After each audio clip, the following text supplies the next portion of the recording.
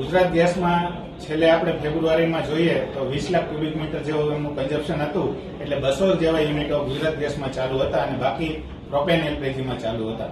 એમાંથી જોઈએ તો એમને જે 80% ગેસ મળી રહ્યો હતો એમાં અત્યારે સિરામિક ટાઇલ્સ બનાવતા અને સેનેટરીના ટોટલ મળીને 40 જેવા યુનિટ અત્યારે ચાલુ છે. અત્યારે ભાવ વધારો આવી રહ્યો છે, એમાં તો કેટલા ભાવ વધારો આવી રહ્યો છે, પહેલા કેટલો ભાવ હતો અને એની અસર અત્યારે ઉદ્યોગ ઉપર શું થઈ શકે છે?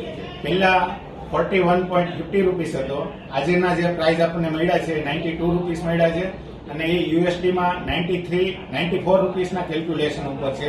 તો અત્યારે માર્કેટમાં જે પ્રમાણે ડોલર પણ વધી રહ્યો છે એ જોતા 105 રૂપિયા ટેક્સ સાથેના પ્રાઇસ મળતા હોય, જે માર્કેટમાં સિરામિક પ્રોડક્ટમાં, એક્સપોર્ટમાં અને ડોમેસ્ટિકમાં બંનેમાં પ્રશ્ન ઉભા થતા હોય અને એ પ્રમાણે અમારા કસ્ટમર લેવા પણ અત્યારે તૈયાર નથી.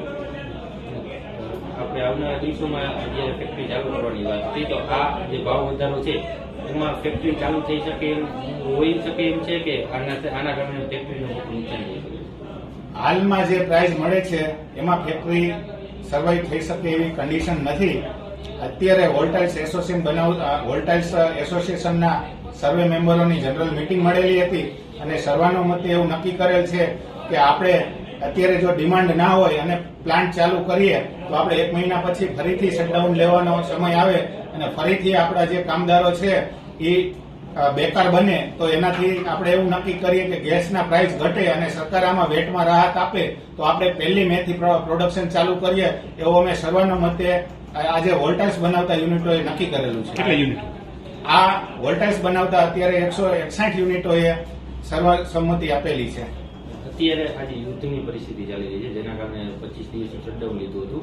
તો અત્યારે આ જે ઉદ્યોગ છે એની પરિસ્થિતિ શું છે અને ત્યાં સુધીમાં જે આખો ઉદ્યોગ છે, સિરામિક ઉદ્યોગ ચાલુ થઈ શકે એમ છે અને એક્સપોર્ટની શું સ્થિતિ છે? આમ જોઈએ તો ઉદ્યોગમાં તો બહુ નુકસાન હોય, કારણ કે એમને બેંકના હપ્તા ચાલુ હોય, શ્રમિકોના પ્રશ્ન હોય, ઉદ્યોગકારોને ઘણી બધી ઇન્ડસ્ટ્રી જે સોલાર પ્લાન્ટ પણ લગાવેલા છે એટલે એના પણ લોનના હપ્તા ચાલુ હોય.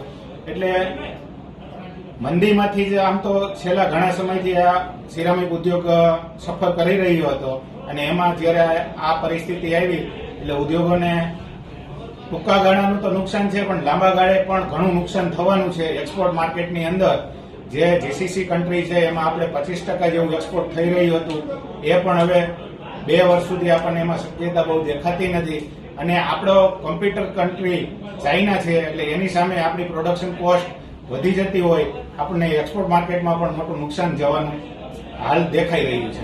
આપણે સાથે જે પ્રોપેન ગેસનો પણ વપરાશ થાય છે સિરામિક ઉદ્યોગમાં, તો એમની અત્યારે સ્થિતિ શું છે? સપ્લાય આપણને મળે છે કે કયા ભાવે મળે છે? હાલ પ્રોપેન અને એલપીજી એમનો સપ્લાય બંધ છે અને લાંબો સમય સુધી એ મળી શકે એવી કોઈ શક્યતા દેખાઈ રહી નથી. અને સિરામિક ઉદ્યોગ આપણે 25 દિવસ જેટલું શટડાઉન લીધું છે ને હજી આવનારા દિવસોમાં શટડાઉન વિચારી રહ્યા છીએ, તો ઘણી બધી મોટી સંખ્યામાં જે શ્રમિકોને એ લોકો કામ કરતા હોય છે, તો એમની સ્થિતિ શું છે અને શું કહેશો? ઉદ્યોગોમાં 25 દિવસનું ઓલરેડી શટડાઉન હતું. એ સમય દરમિયાન તો હજુ પણ ડિસ્પેચ અને મેન્ટેનન્સ જેવા કામો ચાલતા હતા એટલે 50% ક્યાંક શ્રમિકો અને કારીગરો ફેક્ટરીની અંદર નોકરી માટે આવતા હોય, પણ જ્યારે હવે 1 મહિનાનું શટડાઉન આવી રહ્યું છે ત્યારે મોટા ભાગના લોકોને ઘરે બેસવું પડે એવું દેખાઈ રહ્યું છે, કારણ કે ફેક્ટરીઓ પણ 15 થી 25 દિવસની વચ્ચે એનું મેન્ટેનન્સ અને બીજા કામ પૂરા કરી લીધા હોય છે. ગેસના આ જે અસહ્ય જે ભાવ વધારો આવ્યો છે એ બાબતે આપણે ક્યાં સુધી રજૂઆત કરવામાં આવશે ને શું કરવાનું?